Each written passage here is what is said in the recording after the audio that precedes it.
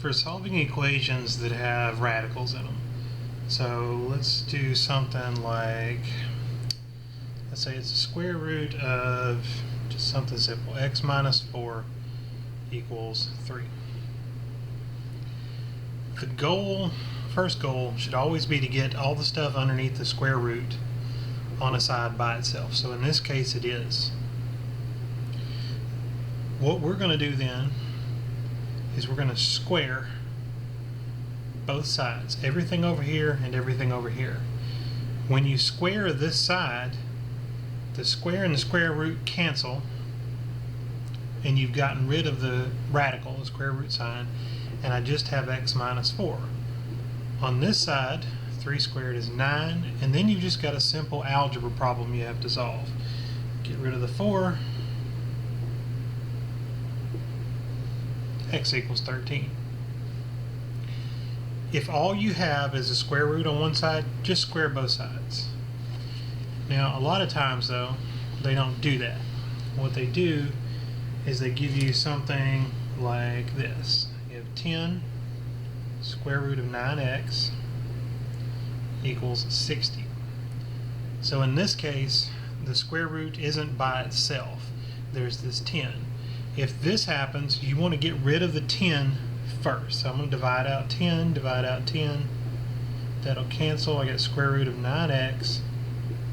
That makes 6. After I do that, then, now that the radical is the only thing over here, I'm going to square both sides. Again, the square root and the squared go away. 6 squared is 36.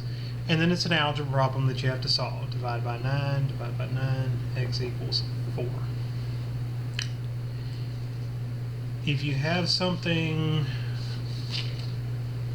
more complicated, if you got more steps, it's always the same thing. Just try to get the radical by itself. So you can't move anything out from underneath the radical, but you want to get rid of all the stuff that's around it first. So for example, if we have x plus 3 minus 1 equals 7. So the x plus 3 is under the radical, the minus 1 is not, then get rid of that first. Plus 1, square root of x plus 3 equals 8.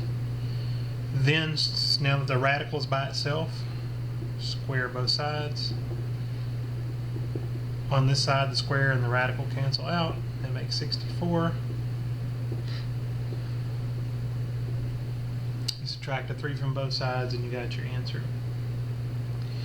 If for some reason there's more stuff, so if there had been a 2 in front here, I would have added the 1, then divided the 2, then squared both sides. You also may end up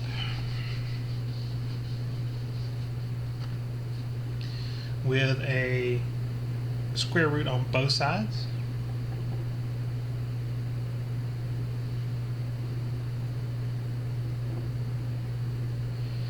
If that happens, well, that's fine. Square this side, square this side.